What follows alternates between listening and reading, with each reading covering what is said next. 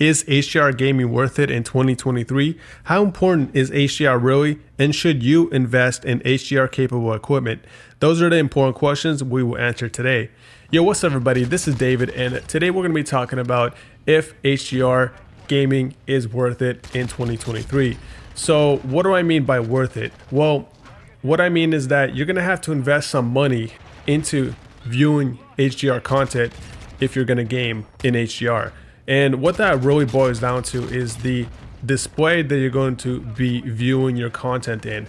And there are various different technologies out there that you can view your content in, such as LED, mini LED, local dimming displays, OLED. There are some display technologies that you have to watch out for that say they're HDR, but are actually fake HDR.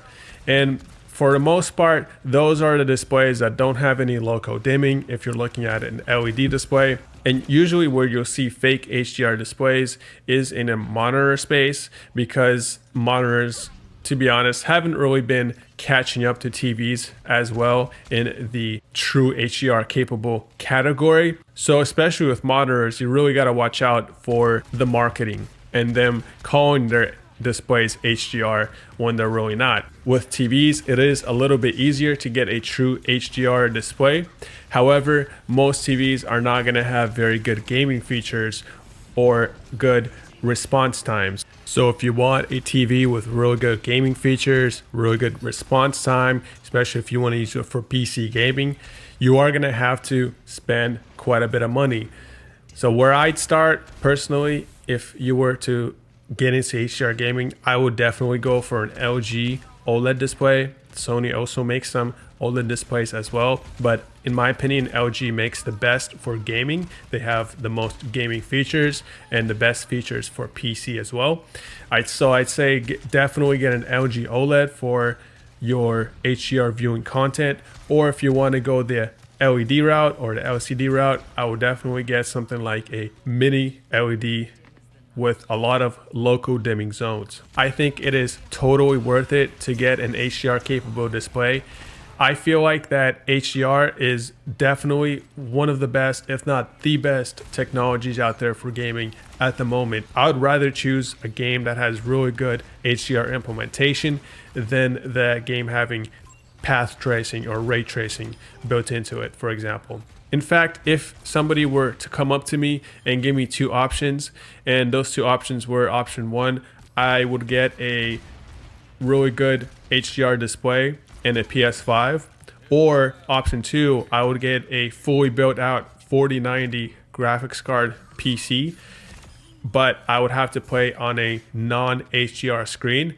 I would choose option one because of how good HDR looks, especially on consoles. Yeah, if you're a console gamer, it's 100% worth it to invest in a good HDR capable display. In fact, I think, in my opinion, HDR on console is a lot better than HDR on PC.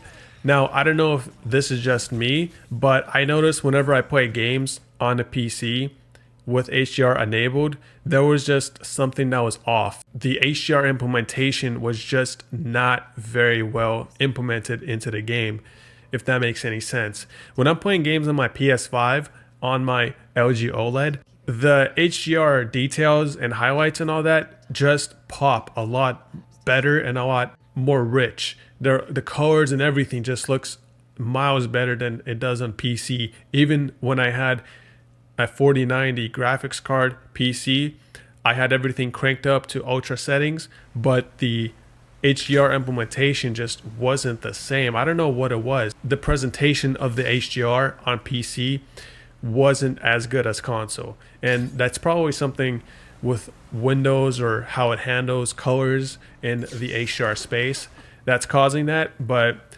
I feel like my PS5 definitely represents HDR a lot better than my PC did. And it actually might not be worth it to get into HDR gaming if you are a keyboard and mouse player on PC, because I feel like PC, first of all, has quite a bit of annoyances with HDR, like games not being compatible with HDR. Also, obviously, games having poor HDR implementation versus console, and then also having to remember to manually turn on HDR before entering the game.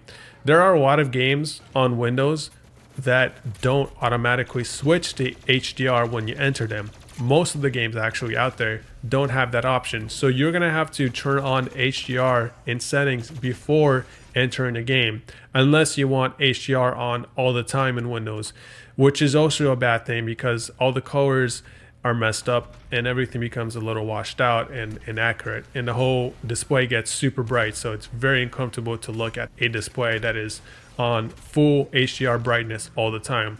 So when you're browsing your PC just like normal, usually what everybody does and what I did was just turn off HDR, and then when I get into a game, you got to turn on HDR, and then you can enjoy HDR with that game. But a lot of the times what I have been doing is forgetting to turn on HDR before entering the game, and then once I enter the game, I realize I had not turned on HDR. Then I have to exit the game, turn the HDR on, and then enter that game again.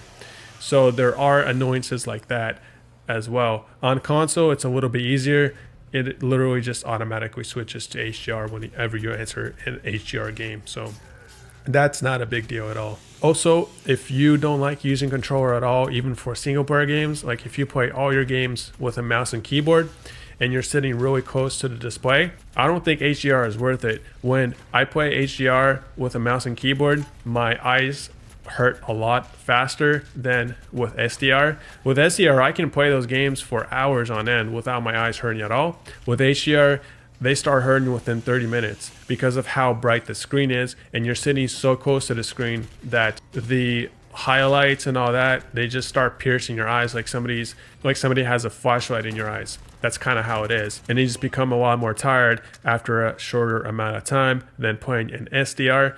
And honestly, sitting that close to the screen, I don't really see the big difference between SDR and HDR. It's really when I'm kind of further away from the screen, about 5 to 6 feet, and I'm playing a game, that I do notice the difference a little bit more.